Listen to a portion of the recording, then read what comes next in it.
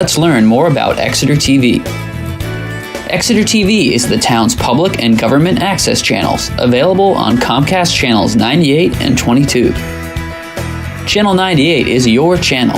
If you have an idea for a program, want to host your own talk show, or submit a film, we're here to get your content on television.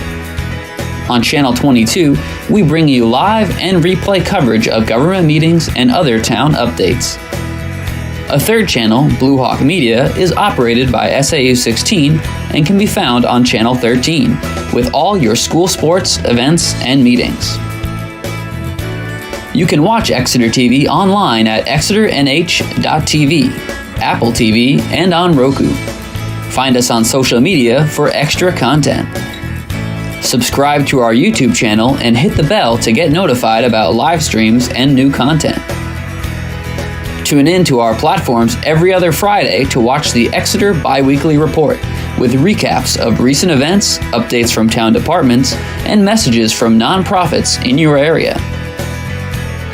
If you head to our website, exeternh.tv, we invite you to sign up to our newsletter to receive monthly updates about new content, upcoming meetings, and more. We'd like to thank you for taking the time to watch Exeter TV and hope that you tune in to our other content as well.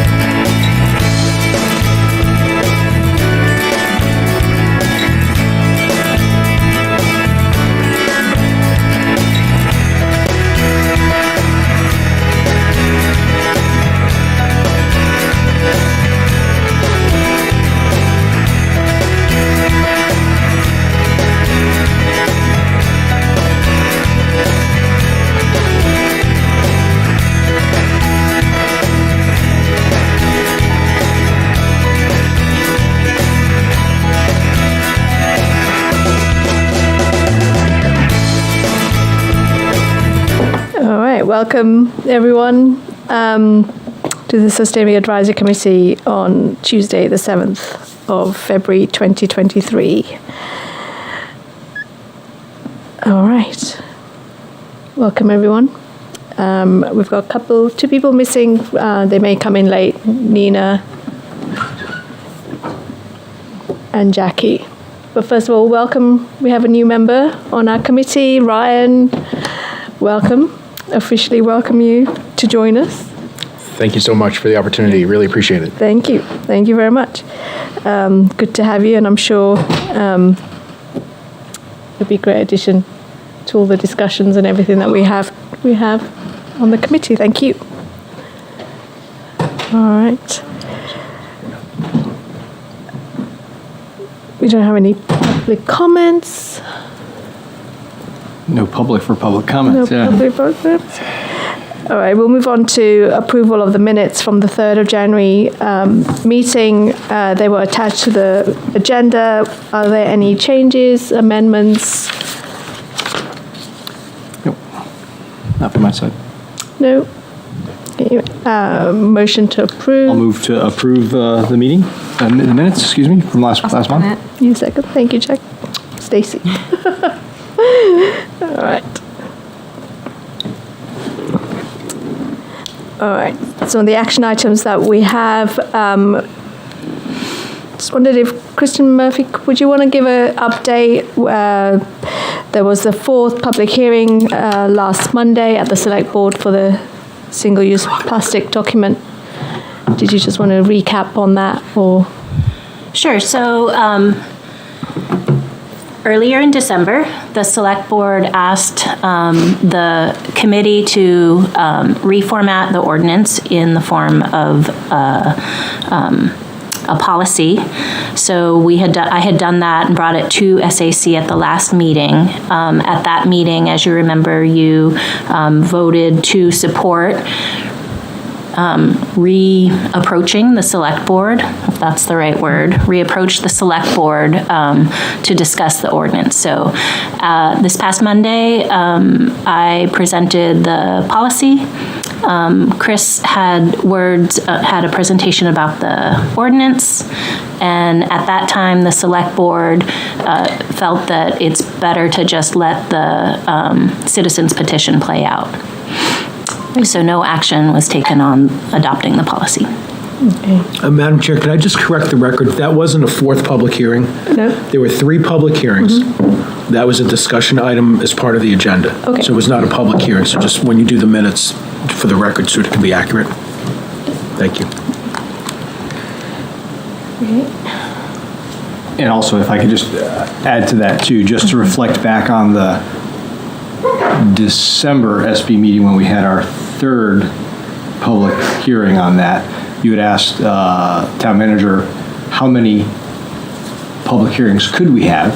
As many as we want. As many as we want. Right. So I guess what we'll do is we'll certainly wait and see what happens with the citizens petition. Mm-hmm. If that should be defeated. I would imagine we would want to find ourselves back in front of the Select Board to discuss the matter again. So the difference is a public hearing has to be posted as a public hearing. Right. And the Select Board has to move to open the public hearing. Right. After the 3rd public hearing, you're absolutely correct when we asked how many we can have, and indeed we can have as many as we want. The board at that point didn't take a vote, but rather asked a consideration be made for a policy. So when we put it back on the agenda, it was a discussion item for the policy, not a public hearing. Okay. We can have future public hearings if that were the case, but just so the record reflects that it was not a public hearing. We don't want a member of the public say you had a public hearing, but you didn't post it. Yeah, exactly. Okay. So procedurally. All right, thank you. Thank you. And just to follow up on that, the residents' petition that was that's on the ballot was presented at the deliberate meeting on Saturday, and then it will be going forward for voting on March the 14th for the town. Maybe not the time or place. I certainly want to ask the question, and since I have 2 of our members of the Select Board with us tonight, curious question on that, and maybe it might be a better question for the town clerk, I don't know. We have a typographical error that we want to have it fixed before it goes to print to be put before. I don't think it'll change how people vote, but there's typographical error we'd like to have fixed. Is that possible to fix that document before? The town clerk the town clerk actually puts together a Okay. ballot, and that's to whom you submit the citizen's Yes. petition or ultimately gets there. Right. So I would, and I don't know when they send that out, I'd call first thing in the morning. Okay, fair enough. Or they're down, are they still down there? They're open till 8. Oh, there you go. Take a break. But I'd call first thing in the morning. Okay, fair enough. Great, thanks. We have the authority to make grammatical changes like that if it's not a number, or if it's a number. It's not a number. Yeah, so go forward and change Unless it changes the intent or the meaning. which I have. Okay, moving on, we have Julie Gilman here to give a presentation on the HB 226, municipalities to regulate point-of-sale distribution of single-use plastics. Thank you, and thank you for having me here. It's always pleasant to pass on the word. HB 226 has amends an RSA about how towns have the authority to regulate certain things, like what we can do on our sidewalks or no dogs in the parks, things like that. But we don't have the authority to regulate the use of plastics. So what they're adding to this bill is simply says regulating the point of sale distribution of single-use packaging and the disposal of single-use packaging waste within their municipal landfills and transfer stations. And let me tell you about the questions that came up. One was, what is point of sale? One is, what is single-use plastics? If I buy a bag of Wonder Bread, is that single-use plastic? So therefore, when I go to the point of sale and it's deregulated or it's regulated, I have to dump my bread out into my canvas bag? Really, these are the questions that we get. Was it all single-use packaging? It was a question about how it would be put in place, and that as a select board ordinance would just be 3 public readings like we had for the other one. We had, there's the remote electronics sign-in for support or opposition to a bill. We had 53 in support and 7 in opposition. The bill is being in executive committee tomorrow, which means we vote on whether or not to pass it to the whole House. So that means nobody can submit anything anymore because we're done hearing testimony, which is unfortunate. We had a couple of representatives, one from the International Bottled Water Association, who says it's a great idea, but, and went with the dollars and amounts that you've presented to us, or actually I don't even know what sources they're using for their information except for their own.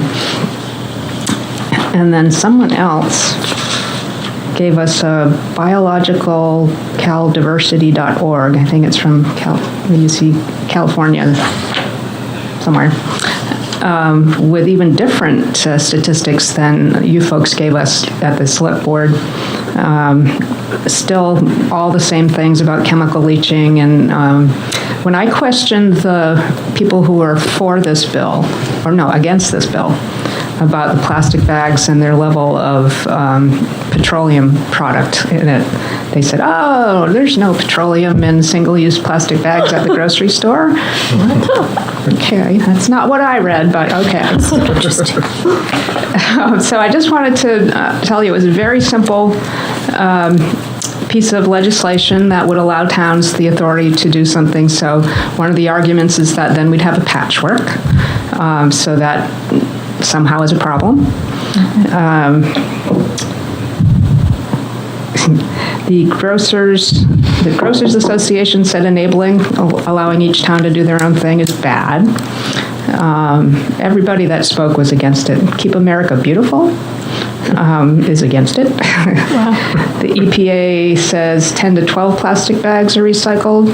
Most are reused. I don't know who told us that. I didn't write down who told us that, but that was a quote. I have no hopes for this bill, I have to say. I think that even because it's so vague, and it doesn't, the description of what is a single-use plastic and the point of sale. Last year we had a bill that was single-use plastic bags at point of sale. So it was trying to aim at just the grocery bags. And, we can deal with the next single-use plastic at another time. So this one did away with the single-use bags and just did point of sale. So that just led to all sorts of confusion about what plastics go, do you have to dump out your goods at the cash register. So because of the ambiguity in that, the lack of definition, I think that there will be, even though our remote sign-in said there was quite a majority of people in support of it, I think that it will be, even if we pass it to the House floor, it will die there. So I wish I could give you better news, but it's not something that people want to give or want to do. Our select board member, or chair, Nico Papakostantis, just told me about a Senate bill, which somehow it's hard to keep following your own House bills, never mind the Senate bills. That is a similar, well, no, it's a better thing. It lets the Department of Environmental Services make rules about what waste companies and waste facilities should be doing about reducing emissions and taking it in, how to deal with plastic waste, and basically trying to scrub it out of any water, any air that comes from that, or should not be coming from, a disposal facility or recycling facility. This one is being heard, or was heard today. Oh, really? At the Senate. I don't know what happened. I didn't watch it, but you can go, and I believe with the Senate you can go and watch. But because the Senate is different from the House, you can still register your opinion. I would recommend you do it by email, because the remote sign-in doesn't let you add any text or attach a file. So you can click on the, send to all senators, and give your opinion about, once you read this bill, it's really very formal. I think it's well written. Our Senator, Deborah Altschuler, is one of the sponsors, and as well as a couple of your fellow state reps here in Exeter. So take a look at that. Senate bill, It's 267 FN. I'll actually check now. I'll forward it to you right now. Okay. 260? 267. 267. FN. Yeah. And it's relative to the siting of advanced recycling facilities, because there's concerns for emission from them and potential pollutants. So this would help to, regulate where they can be located. So it lets DES make their own rules about this, which is an important function that would get the state doing it, as opposed to enabling each municipality to do it. The scary part of this is the fiscal note that's attached. That's why it has an FN after it. It's a fiscal note where the DES says how much it's going to cost, and they have to hire a person to manage this, and there will be an appropriation every year, which is not currently proposed in the budget. So there's that. But I think if you contact all the senators and tell them that you support this, take a look at it. It's very comprehensive. It uses all the same vocabulary you've used in describing what kind of plastics we want to get out of our waste stream and be cared for properly. So I think that's all I have to say. Wish I could say better about the House bill, but we've been struggling with it for 4 years anyway, so this is the 5th year. Every year it's a little bit different. Even just plastic straws didn't fly, so let's hope this year is a little better. Yeah.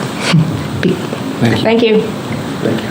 Before you leave, I have a question for you. I know there was a problem with and maybe you can't answer it, but there was a problem with the remote login for registering your opinion. Is there some allowance because of that?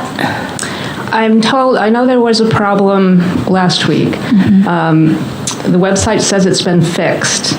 The problem that we do have is that once a public hearing is over, when we go into an executive session, which is what we're doing tomorrow, there's no more testimony is taken, so it's cut off. Okay. So you can try to submit something, but if we're having an executive session on it, it doesn't show up in the list of bills that we're hearing. Okay.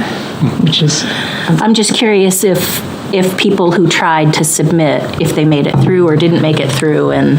Yeah, the deadline is midnight before the bill is heard on hearing days. I would recommend in the House that you use the remote sign-in, which is on the splash page for the New Hampshire General Court, way down on the bottom on the right. For the Senate, that's by a House rule that we can't, sorry, I'm telling you to use the remote sign-in because emails to the whole committee are not considered public testimony, which I find... That's interesting. Yes, curious, but we operate by different rules. It's not Robert's rules. It's not even our own RSAs. The House has made a rule that email testimony is not public testimony. The Senate, however, is different, and they don't follow the same rules as the House. They make their own. So emails to the Senate, I believe, are considered public testimony and discoverable and all of that. So if you don't see a bill, if you go to the remote sign-in and you don't see a bill, mine is in the Municipal and County Government Committee. If you don't see anything that you want to look at that's in that list, it means that we've already had the public hearing, and we're not taking any more submissions. Okay, thank you. Chet, I just emailed that to you. Yeah. Can I add one more thing?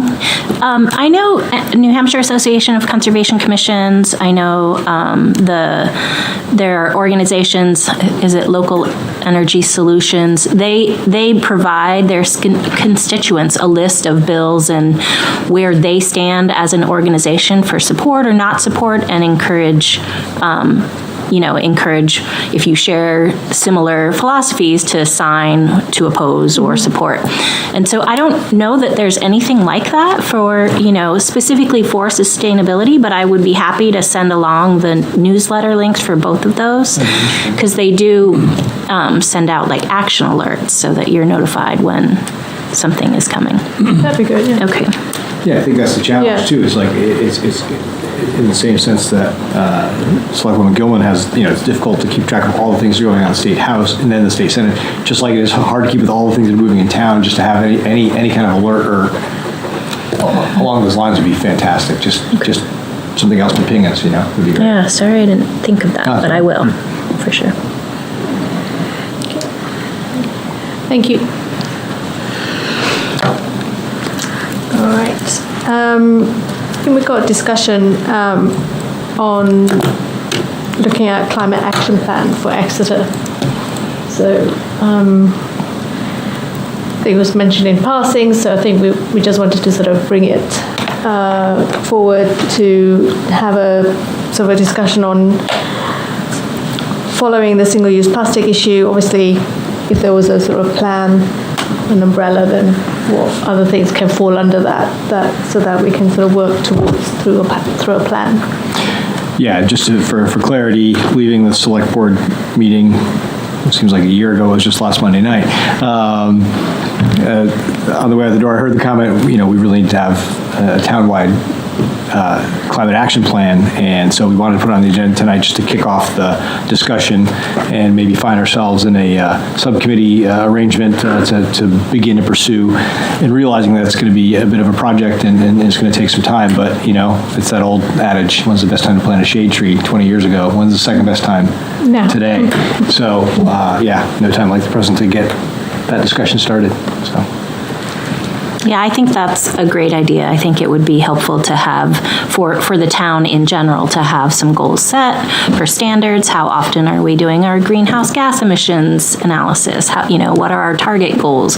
Do we have timelines associated with it? All of that. And then I think it'll help kind of inform collaboration between conservation, energy, and SAC as well. I think that's a great idea. Yeah, I think the other thing that struck me about it as well is when you look at the master plan, there's an awful lot of environmental language in the master plan as well, and I'd love to be in the position to have at least a broad architecture of a plan to inform the next revision of that document, in place. So maybe, I don't know, I always find planting those flags downfield like as something to drive toward. I don't know, when we start this discussion, what goalposts we want to put out there to drive toward. But is that in every 10-year document master plan, or is it in definitive as far as how often? I think it's supposed to be every 5, but Do it on a rolling basis. Okay. Yeah. So this was the first time we did a full swoop amendment, and that was 2018. Okay. And there's a master plan oversight committee that's a subcommittee of the planning board. They meet monthly. It might be a great exercise to take the action agenda and identify those things that SAC could have a role in. I know with the Conservation Commission, for example, we sit once a year with the action agenda and kind of that helps to figure out what are we doing this year, what have we accomplished last year. So and I know that there would be things on that SAC could have a role to play. So maybe that's a good first step. And then talking to the Master Plan Oversight Committee about just an amendment of the action agenda, that would be something simple that we could certainly do in planning in-house. Yeah, it's interesting. And thinking about it too, when we, one of the other topics we're going to talk about is a revision of our charge that we'll get to, and some of the other action items we wanted to tackle, but they've all been very, very tactically oriented and much more disparate and not part of a broader strategic plan, which I think would be, better to tie this all together in that respect. So yeah, that'd be really interesting to do. Mm-hmm. Not to take away, I think that a climate action plan, that's a very different animal, and sure. I think that's really important because it does set those target emission goals and, all of that stuff. So I think that would be great. And I feel like I say this a lot, but there are so many grants available coming out. They haven't quite announced the timing of it, but they did a notice of intent for a grant that one of the things, I think it's an energy reduction bill, and one of the things they specifically called out were climate action plans. But I don't know when that's supposed to come out. You mean for a municipality to have in place for you to be able to obtain grants in that respect? So so it would be funding to hire consultants to help development of a climate action plan. That was my interpretation of it. Interesting. Okay. But I feel like there's a lot of those that are kind of pending, and I don't, there's no real timeline for when notice of funding will be issued. We almost need a UNH fellow again to help us out. It seems like a climate action plan is kind of all-encompassing now. As we, talk about, talking about, the subcommittee of planning board, et cetera, it seems like that there's like a higher picture of the town that maybe, this committee might not be fully privy to or fully understanding of. Therefore, understanding the goals of the town might not be specifically up to this specific committee. We might be able to set some specific benchmarks, but it might seem like the collaboration of others are 100% necessary. Oh, absolutely. Not just, absolutely. Obviously, don't really know, but at the same point, that collaboration seems like it might be difficult in terms of making it actually happen. So in terms of having like a one committee or a board collaborating with another in a format that is acceptable in the terms of, hearings, public availability, and attendability. What is the real answer to that in terms of collaboration? I'm not super familiar as to the way that boards might or committees might kind of intercommunicate with each other. If I understand you correctly, so couple parts of that. Each committee has a select board rep that attends. And when we go back and meet as a select board publicly, we give a recap to our fellow colleagues and anybody and everybody watching as to what each committee is working on. As it pertains to the second part of your question, if you're looking at something like that, collaborating with the Master Plan Oversight Committee, collaborating with the Energy Committee, Conservation Committee, that's something that the Select Board actually endorses. In fact, that's part of our agenda for tomorrow night's meeting with the All Boards Committee is how can we better utilize our committees to collaborate with each other.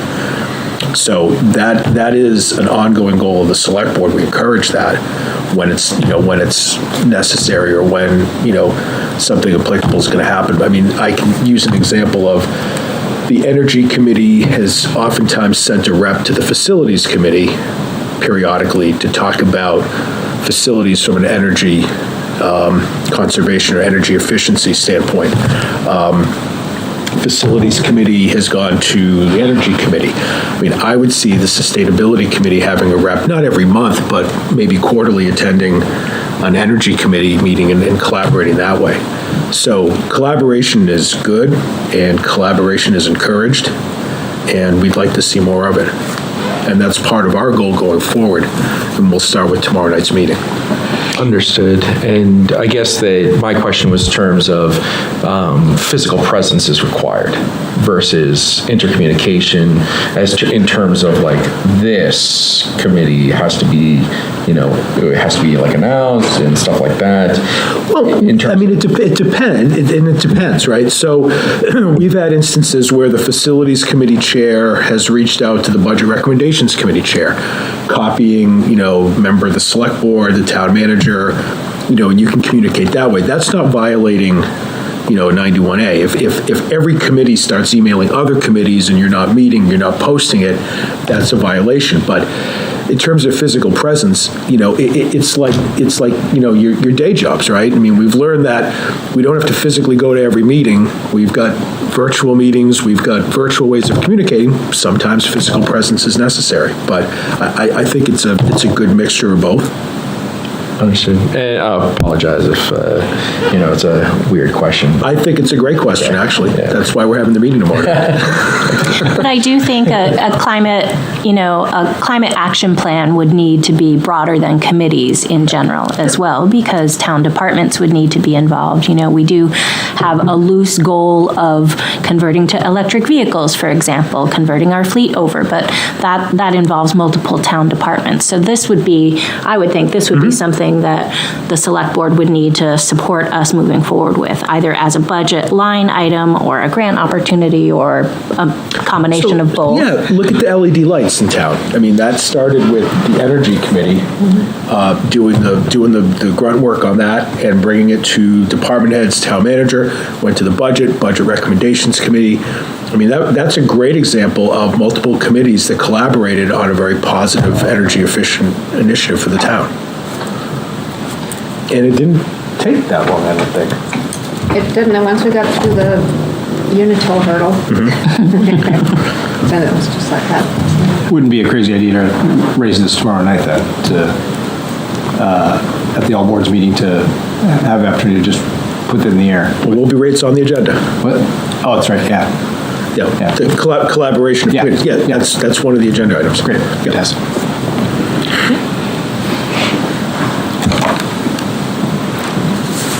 Any other comments? No?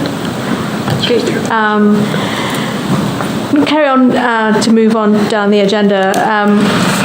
Again, to bring to note about the carry-in, carry-out policy for town, on town property. So seeing whether there's potential for this policy if it doesn't exist already.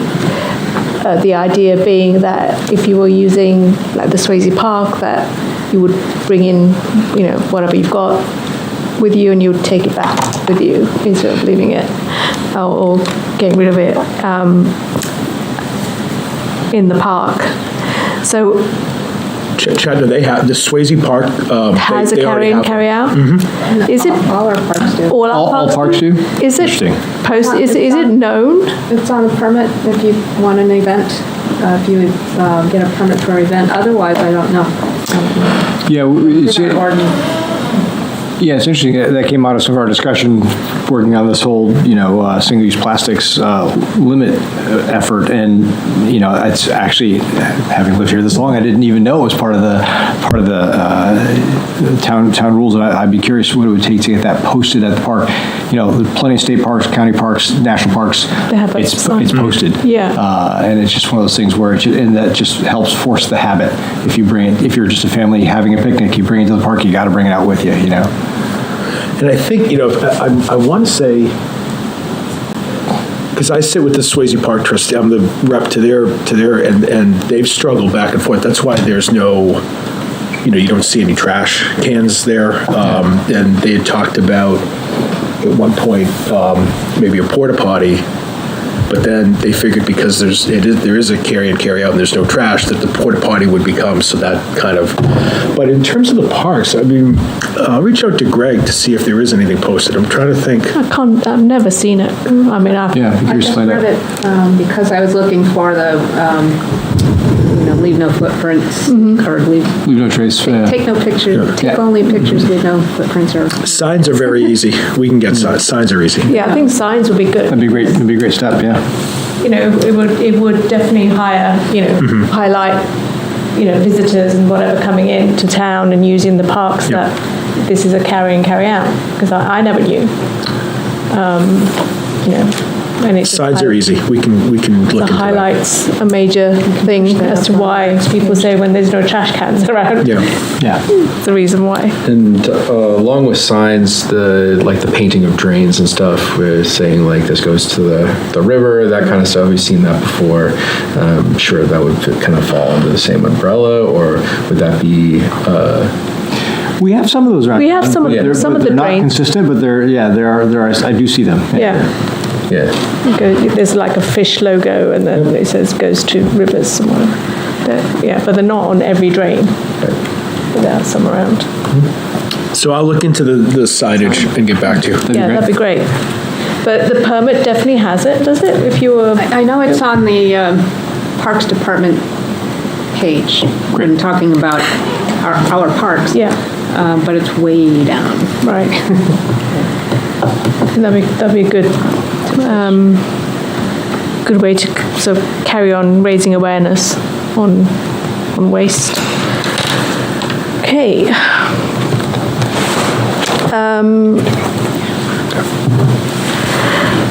Well, both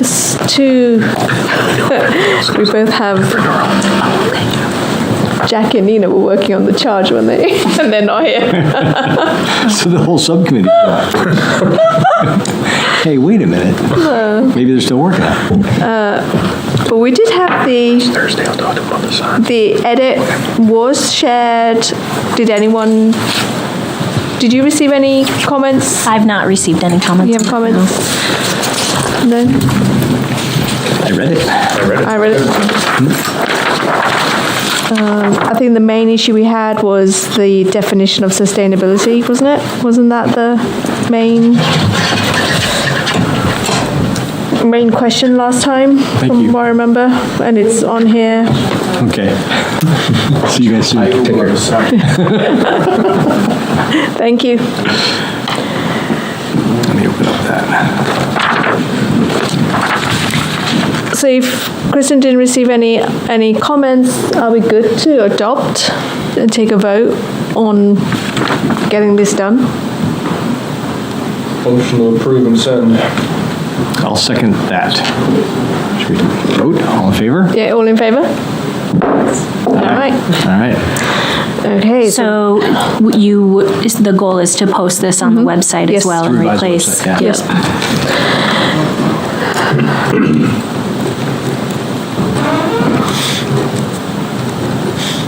All right. So there was an email sent for comment on the public safety complex. And I think that needs to be, any comments on that? Are we good with that email? You mean the letter? Yeah. Yeah. Yeah, didn't we just vote on that? Yeah. Yeah. Okay. All good. No, we just voted on the, charge. Charge. Chart. We need Yes, to vote this on is- on that. Yeah, that, okay, so I will also move to adopt and send the letter as well. Okay. I'll s- I'll second that. Okay. And then at the last meeting, we had a conversation about getting some speakers in to talk about building codes. Stacey? I had someone in mind. I need to know, I have to get more information if that's Okay. a good speaker. But I haven't gotten that yet, so Okay. I'll let you know. All right. I think it would be helpful, kind of in terms of getting more information. So to talk a little bit more about what our goals for this would be, I think it would help refine what direction we want to take it. You know, is it just to take a look at the updated building codes and learn the changes? Is it to learn what others do? Or is it to all of that, and that with the goal of eventually consider adopting zoning amendments? Or what's the, I guess at some point I feel like we need to have a bit of a more robust discussion about what the goals for that is. I think we probably need to understand what Okay. the building codes are, and then what has changed and how the building codes reflect any sort of sustainability practices. Okay. And then from that, I would say go forward with in how you would adopt or how you would get new builds or whatever to follow the codes. And for clarity, the state, as of January 1, just moved up Right. to the next level of building code, but it's still one step behind the latest code. Is that correct? Correct. Okay. So we just adopted 2018. I'll look to you to confirm that. We just adopted 2018, but they're working on 2021. And so the move from 2015 to 2018, there weren't too many significant changes. At least that's what Doug Eastman had mentioned, our building official. But the next move would have a lot more changes. The energy code, though, I believe was a substantial change. And so I think that there are webinars that exist already out there that you can go and revisit that gives a summary of what those changes are. So maybe that's something I can look into, and we either, I don't know if we want to take a meeting to watch that or watch it before a meting and then have a discussion. That could be that might be a valuable. good first step, because it's new to me as well. I just wasn't sure if the ultimate goal was to, like Massachusetts is developing stretch codes, and that it's to me sounds like a very complicated process. So we need to kind of get more information, I think, locally to understand how that would be implemented. But hearing some examples from entities that specialize in this is also helpful to have an understanding of what the gamut of options could be. Didn't we determine that there were some grants for that? So we did, but they did announce the notice of funding, or whatever EPA does, and they're issuing the grants to states. So local municipalities are eligible, but we'd need to apply through the state. So the state would still need to adopt their process, which hasn't happened. before issuing the money to the grants to feds. local.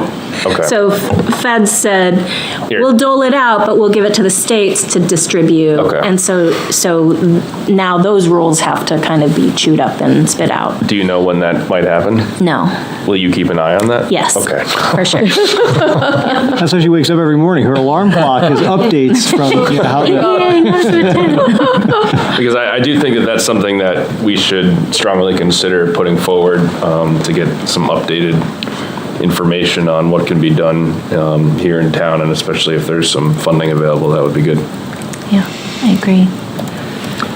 Madam Chair, can I ask us to take a step backwards on one quick thing, just to touch base? So we just voted to approve and send to the Select Board our committee's qualified recommendation to support the public fire and safety, police and fire safety complex that is on the warrant.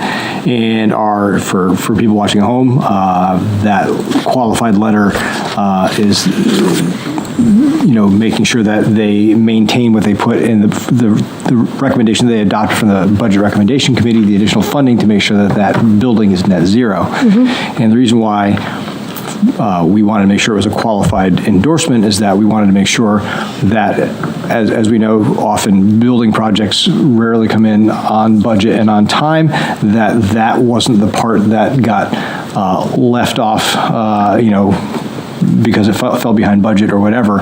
So I raised this because I wanted to have the discussion, especially with Kristen here with us, just to figure out a way that as this, we're going to, if we get past the March vote and it gets approved by the voters, then we're going to be heading into that real next phase of design and building the stuff in. How do we, as a committee, just keep tabs on that? How do we stay informed? How do we know how it's progressing along?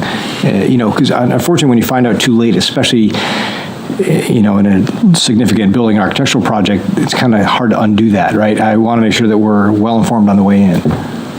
So I know Dave Sharples has a strong connection to that project. He's, along with the FAC, working to, secure at least the budget proposal for that. And he's in my office, so I can keep in touch that way and continue to connect you all. But I suspect staying apprised of what the facilities committee is up to. When we get to the stage of announcing an RFP for a contractor, we need to make sure that that's in there, and all of those parts. It's just like a constant check-in, I think, is what's needed.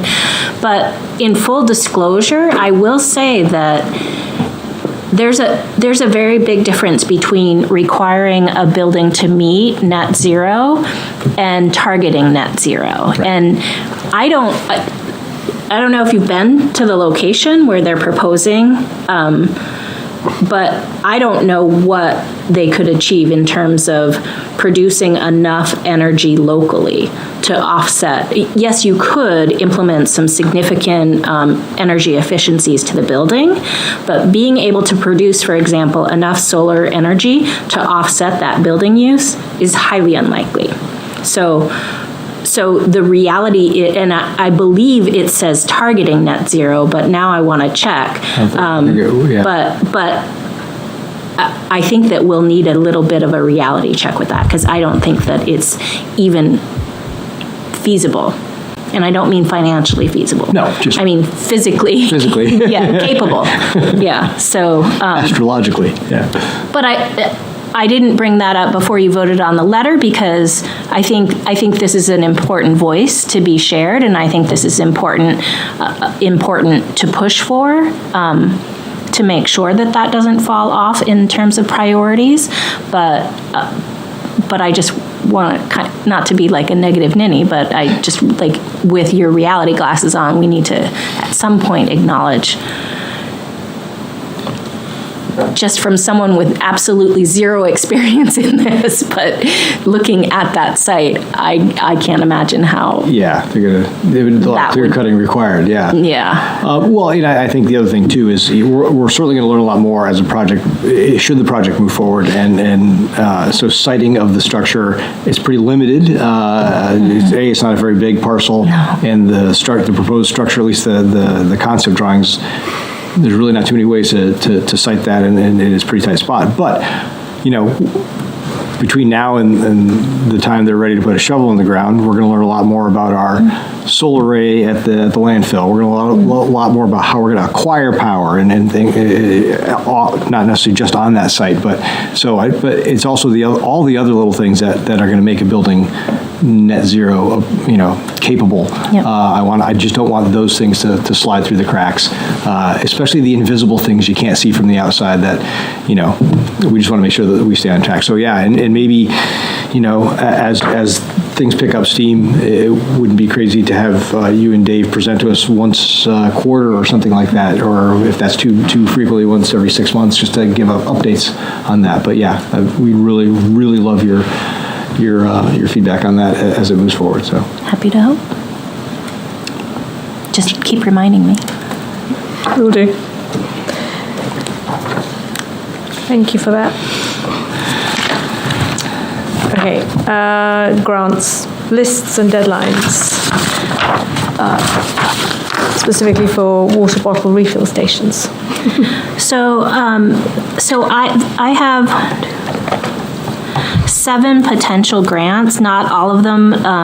All of them could fund the purchase of a water bottle refill state unit, but would not fund installation, would not fund that water usage. And so, although I know we don't want to tackle the issue of taking on funding the provision of water in perpetuity, my goal for this would be to find a grant opportunity that has $10,000, which covers $5,000, for the unit. It's 3 to 5, and then some slush just in case it's more expensive, plus the trenching and connecting to our system, and maybe a $2,000 allocation for the first year of however long of water usage, just so that we have enough there that it is a standalone viable project. And I do think, and we've talked about this at a prior meeting, I do think there may be opportunities for us to have additional savings. Maybe we can collaborate with a local contractor who's willing to do the trenching for us or do the connections. And I think there's ways to have savings. And if we're able to do that, maybe we could have a second site. But my thought is to start with one site and target Swayze Parkway at the Park Street sidewalk. And so I can talk through some of the grants that are out there. They're not all available at the moment, but currently available, and the maximum, it didn't print it wrong, but currently available, and this would be sort of my first recommendation that we target, is New Hampshire Charitable Foundation Express Grants. So their maximum is $10,000, and it is currently open.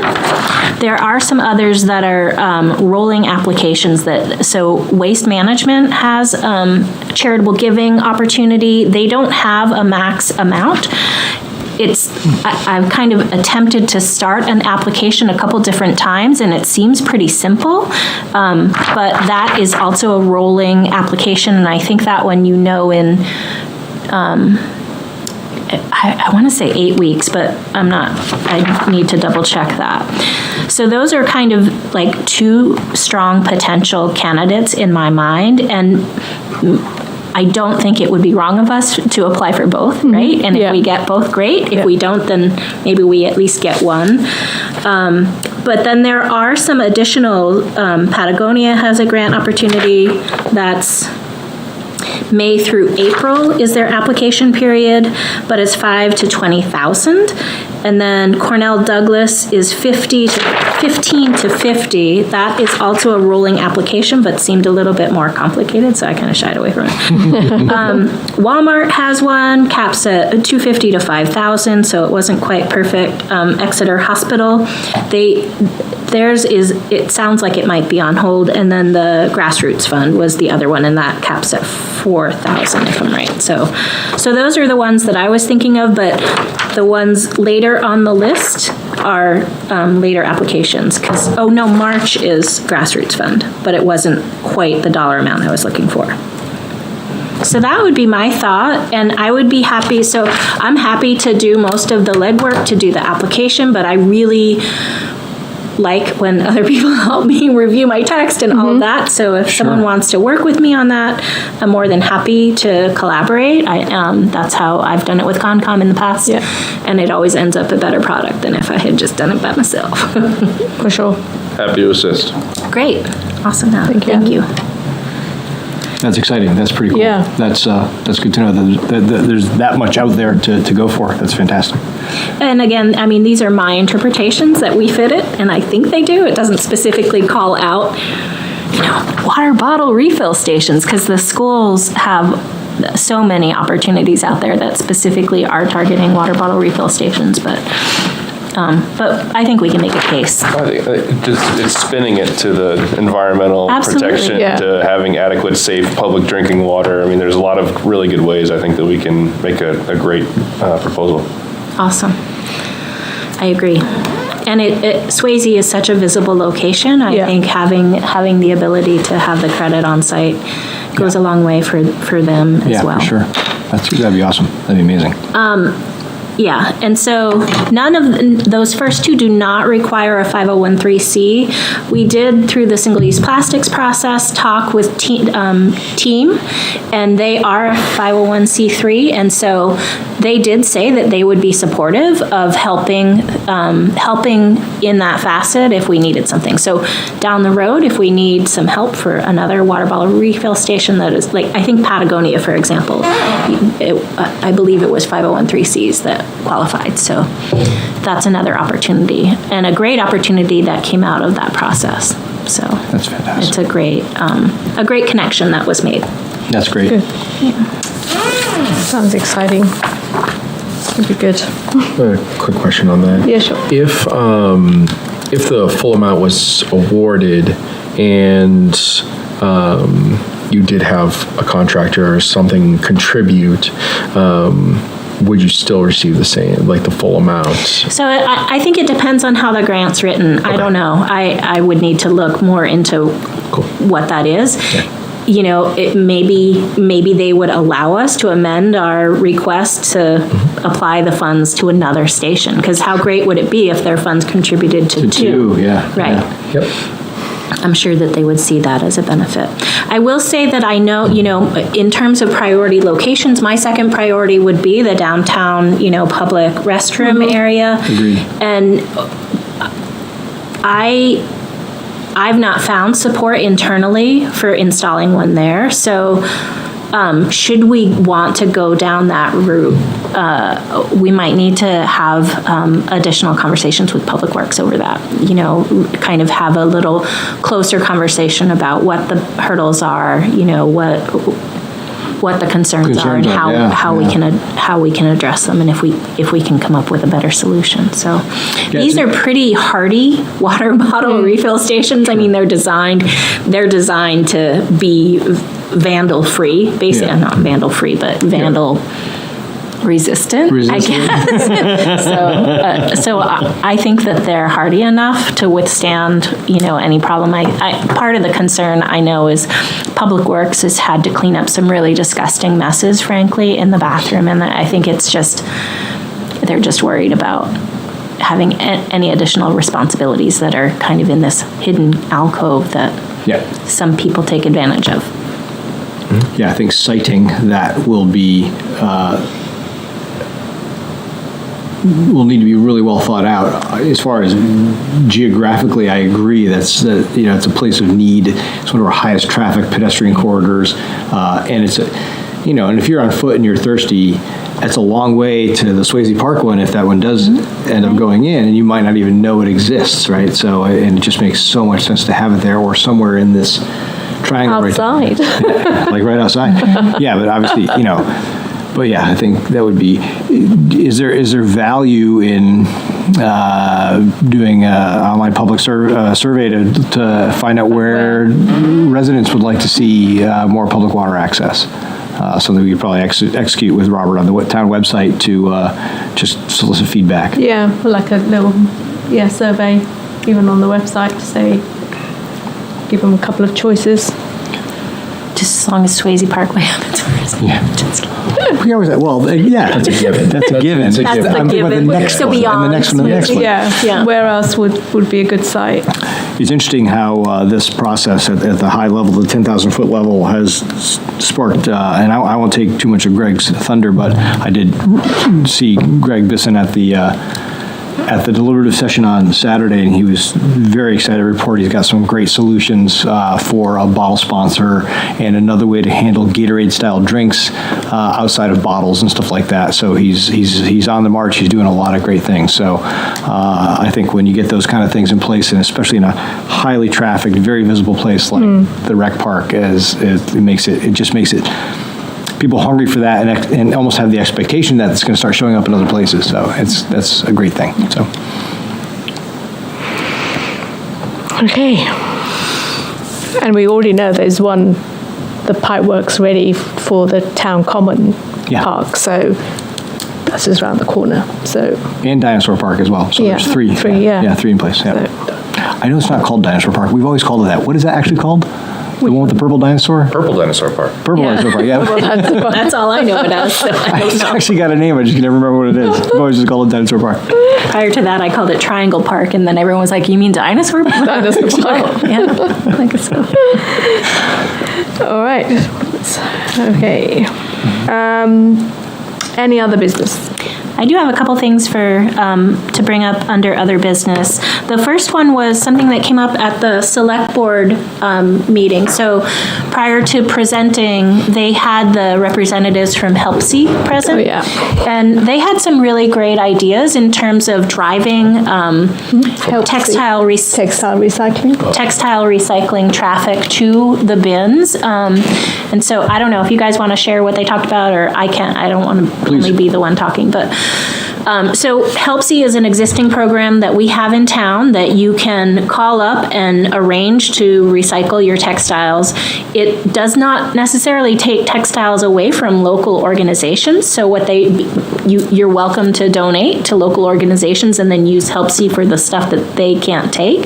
But what they do is they bring in these textiles and then they assess them for, what kind of quality they are, what condition they're in. If they're high quality, high value, they'll sell those and use the funding from that to donate to these nonprofit organizations so that they could purchase the clothing that is desirable, so they don't end up with all, winter coats in the middle of summer, for example.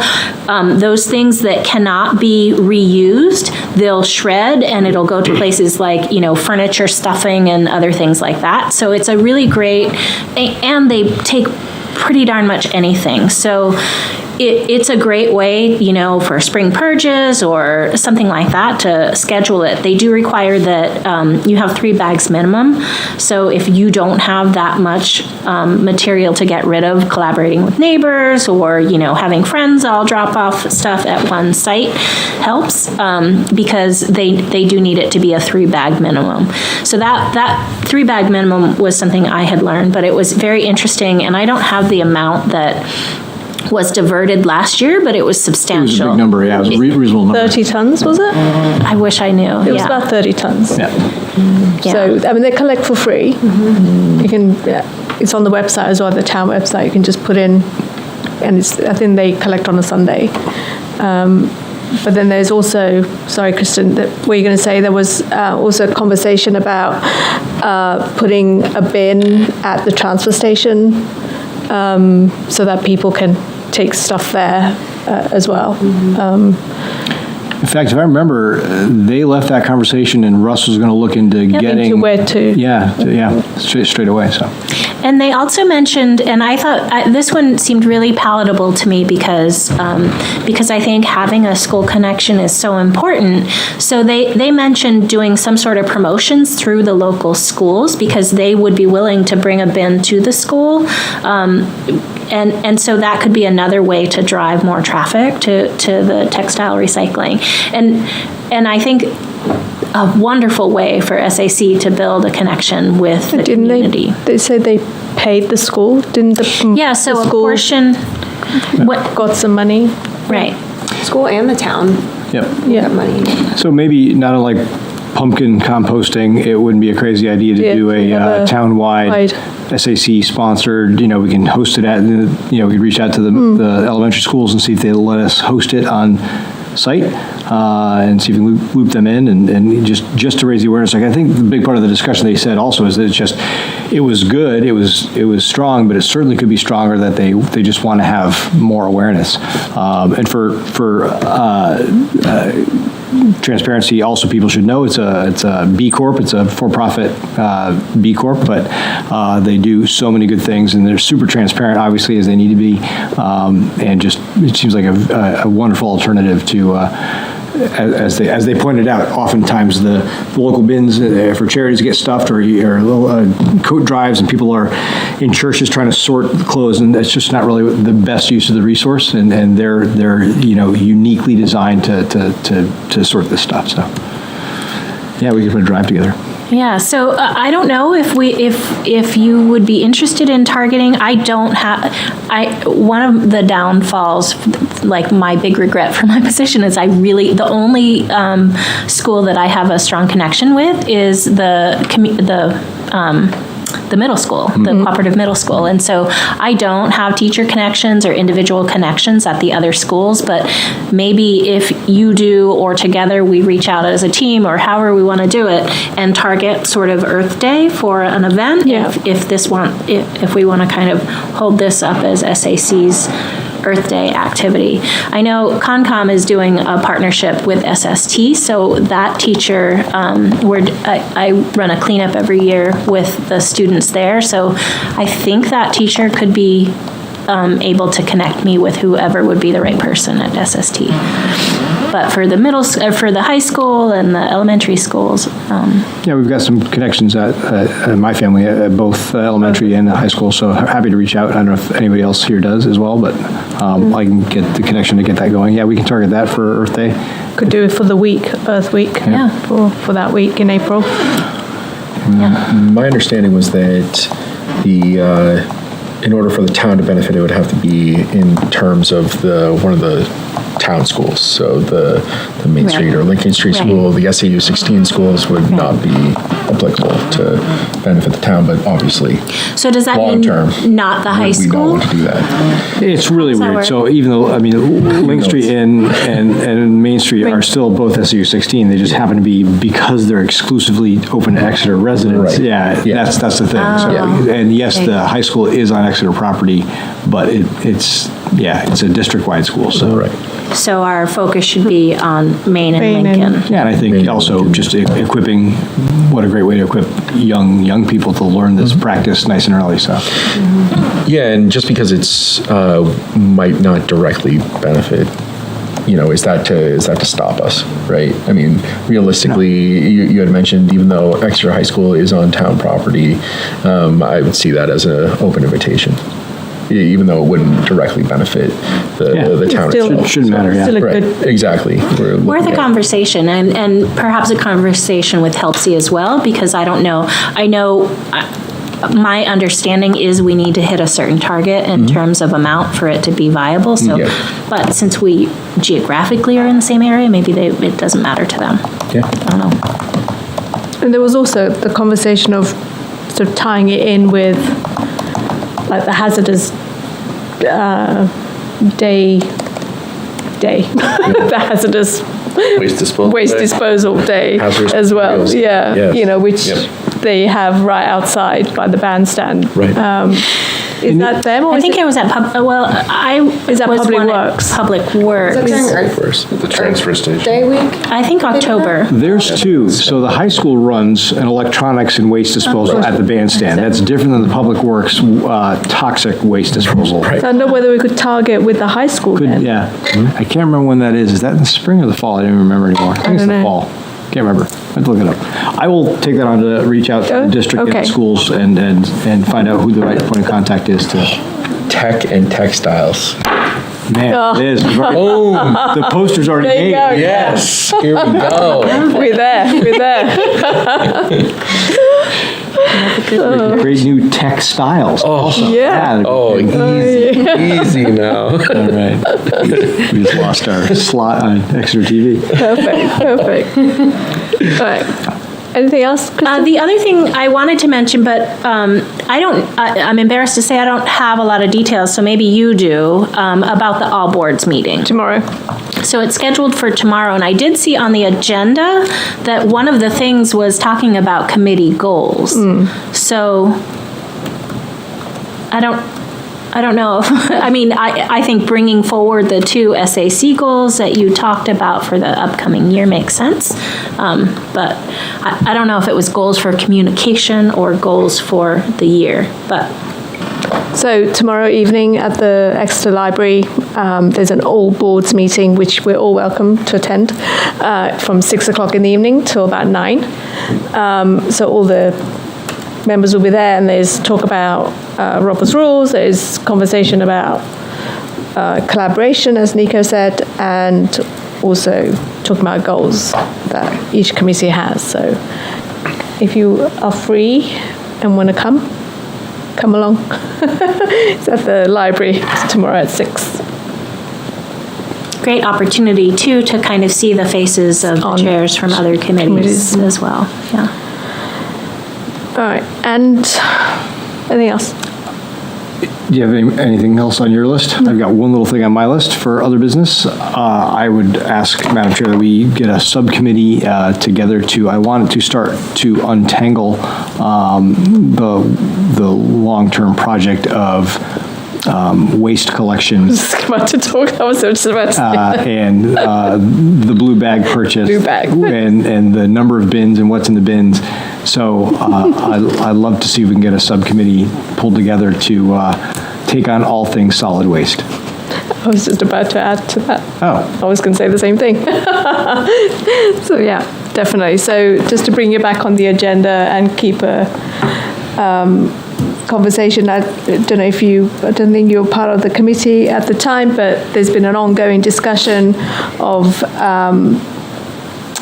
how we can look at different ways of getting rid of our solid waste. Again, we are having to purchase the blue bags, and obviously that's plastic, and then, and the constant landfilling of plastic in its various forms, and how best we can sort of try and reduce the amount of solid waste and talk about more compostable, more stuff going to compost and recycling as opposed to solid waste landfill. So conversations on the bins, the size of the bins, whether we need... What kind of bins? So I think we had a conversation during the week where, again, it's something that we'd have to work with Public Works on what, if there is a policy and where that policy is coming from, or is it being driven by the waste management company in terms of residents having to purchase specific blue bins for their recycle, and then if they have an ordinary bin that they've just purchased without any branding on it, does the waste management company still collect your recycling? Because I think there is... They do?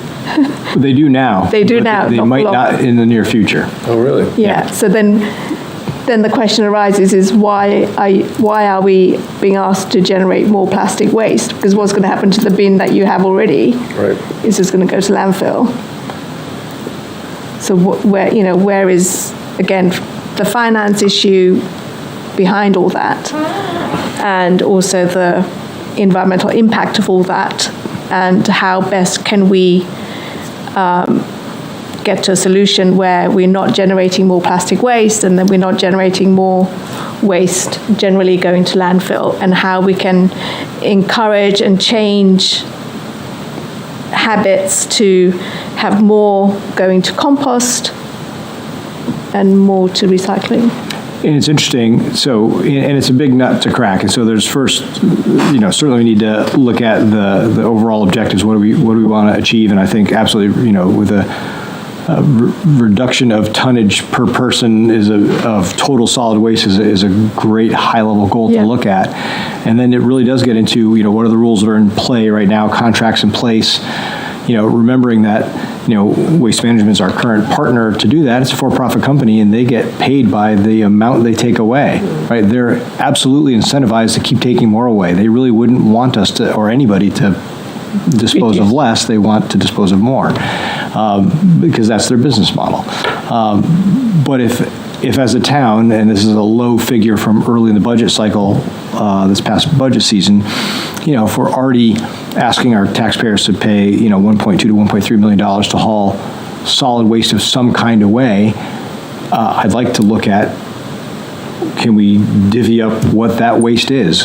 Could compost be part of that? Could we reduce the other solid waste if we're taking that food matter out of our solid waste and putting it in compost? If you're, I don't want to say comfortable with, but if we're already spending that money, can we spend it in different ways? Can we reduce the plastics? Can we reduce the things that we're forced to bury and burn right now? Could we adjust this? And what would that take? And what would that look like? And and what clocks do we need to run out? And what other partners do we need to engage? Or maybe Waste Management's already on this, and this is in their future. But there's a lot of learning to do first. And so I think there's certainly spending a lot of time with Public Works and finding out what's going on and what we'd like to see go on, so we can make as this committee's charged to make recommendations to the town as to a better way forward. So I'll definitely be on that subcommittee with someone. you get to pick it. So yeah, but I'm passionate about it. I like to do it, but I also know that there's other passionate folks here as well. So I don't want to take up good space if there's other folks who would like to join us. But yeah, definitely. How many are typically on a subcommittee? Just not 4. Just not 4. Less than 4. Anything less than 4. 3 is good. 3 is good.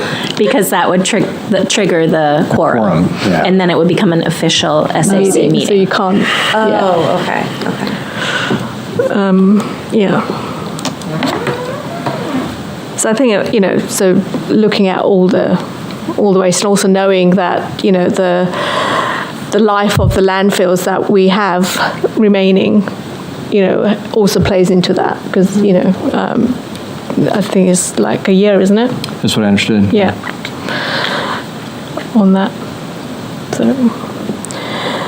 So I love that initiative. I think it's very worthy to have a subcommittee to do it, but I feel like I should also just put it out there that Public Works right now is understaffed drastically. There's something like 11 or 13 vacancies over there in that small portion of the town. So just approach it with that in mind. Of course, yeah. And certainly town manager's office can provide a lot of information as well, certainly high-level information as well. So yeah, we the last thing we want to do is create any more chaos over there. They're already stretched, so understood.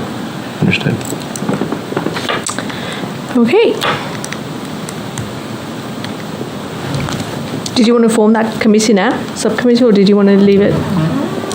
I was going to toss it back to you, Madam Chair. Would you like to start that subcommittee now? Would you like to form that? Yeah, I think we should. Might as well. We're here. So then, who would you like to select for that subcommittee? I'm not selecting. People can volunteer. Okay, who else would like to volunteer for that? I'm interested. I just feel it's a lot to learn. I feel like I feel very just inadequate with the knowledge I have, but I'd be really interested with obviously, with other people. Great. Well, yeah. There's your 3. Great. Okay. You know, if nothing, just as, neighbors, we always get asked, what about the blue bag? Right. What about this? Just to even learn more and be better informed so we can inform people as well, I think it'd be super handy, so. And it's also learning about the habits of people, how, you see blue bags being put out which are not even completely full, and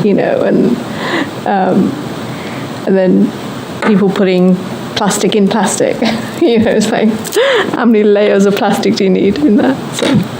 There was actually a great model for improving the accuracy of recycling in Maine, southern Maine somewhere. I don't know where it is, but it was a group of students who were indoctrined to go and patrol recycle bins and, rate them in terms of how accurate their recycling was, and then communicate that with the property owner. Really? Yeah.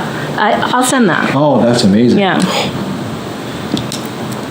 It's interesting, just as part of our presentation last week, just taking pictures of a bunch of on-the-street recycle bins, just you learn, and I'm sure you see it in your own house, we see it in our house, and as sharp as you're trying to be to get the right stuff in the bin and stuff like that, it's just so hard, and it is so disheartening to realize that even when I'm the garbage cop in my house, and when I finally I'm pretty confident I got the recycle bin just right, and everything there's technically allowed to be recycled, it just breaks your heart when you realize that only 5% of that's ever going to make it to some sort of recycling center, and so much of it doesn't have a market and stuff like that. So driving that reduction is I think it's just, and people just don't have that information. Life's busy. Everybody's just busy doing stuff, and I get it. So anything we can do to inform it would be great.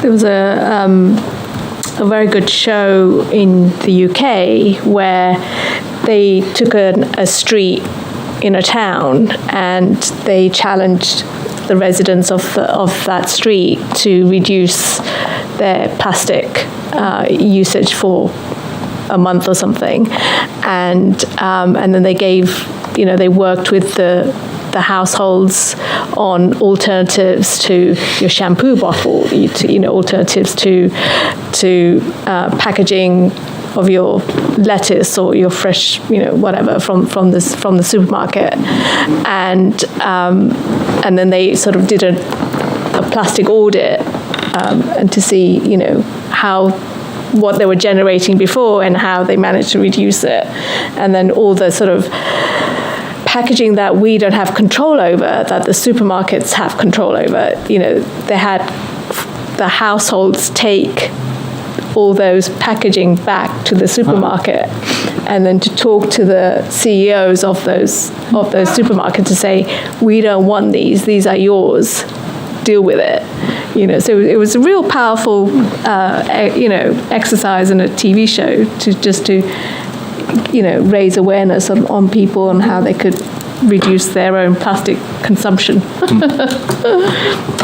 Well, and keep in mind, SAC has a budget. You have a $1,500 budget, right? I brought that, and so maybe a prize for, maybe you create a challenge in a street, in Exeter, I don't know, and purchase a prize with that.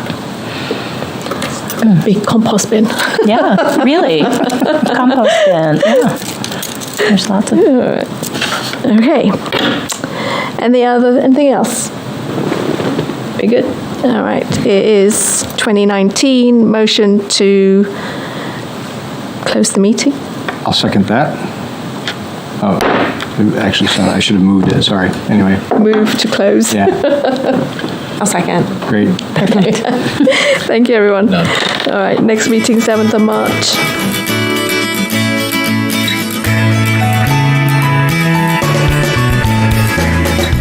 Thank you for tuning in to Exeter TV. Exeter TV is the town's public and government access channels, available on Comcast channels 98 and 22. Channel 98 is your channel. If you have an idea for a program, want to host your own talk show, or submit a film, we're here to get your content on television. On Channel 22, we bring you live and replay coverage of government meetings and other town updates. A third channel, Blue Hawk Media, is operated by SAU 16 and can be found on Channel 13, with all your school sports, events, and meetings. You can watch Exeter TV online at exeternh.tv, Apple TV, and on Roku. Find us on social media for extra content. Subscribe to our YouTube channel and hit the bell to get notified about live streams and new content. Tune in to our platforms every other Friday to watch the Exeter Biweekly Report, with recaps of recent events, updates from town departments, and messages from nonprofits in your area. If you head to our website, exeternh.tv, we invite you to sign up to our newsletter to receive monthly updates about new content, upcoming meetings, and more.